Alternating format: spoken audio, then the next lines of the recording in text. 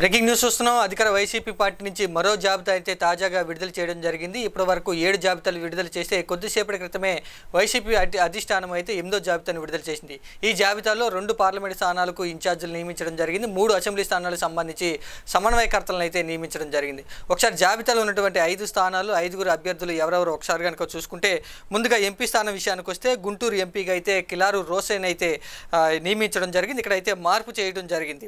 ఇంకా ఒంగోలు ఎంపీ విషయానికి వచ్చేప్పటికి చెవిరెడ్డి భాస్కర్ రెడ్డిని అయితే ఇన్ఛార్జిగా అయితే నియమించడం జరిగింది.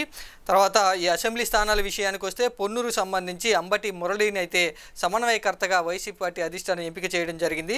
కందుకూరు అసెంబ్లీ నియోజకవర్గానికి విషయానికి వస్తే బొర్ర మధుసూదన్ యాదవ్ని అయితే సమన్వయకర్తగా నియమించడం జరిగింది. ఇక్కడ కందుకూరు నుంచి అయితే మార్పు జరిగినట్లుగా తెలుస్తుంది. ఇంకా జీడి నెల్లూరు విషయానికి వస్తే కల్లతూరు కృపాలక్ష్మిని అయితే సమన్వయకర్తగా నియమించడం జరిగింది. అయితే ఇప్పటివరకు కూడా 7 జాబితాలు విడుదల చేస్తే వైసీపీ పార్టీ నుంచి తాజాగా 8వ జాబితాను విడుదల చేసి 5 స్థానాలకు సంబంధించి 2 పార్లమెంట్ స్థానాలు 3 అసెంబ్లీ స్థానాలకు సంబంధించి సమన్వయకర్తలను అయితే నూతనంగా విడుదల చేయడం జరిగింది జాబితాను.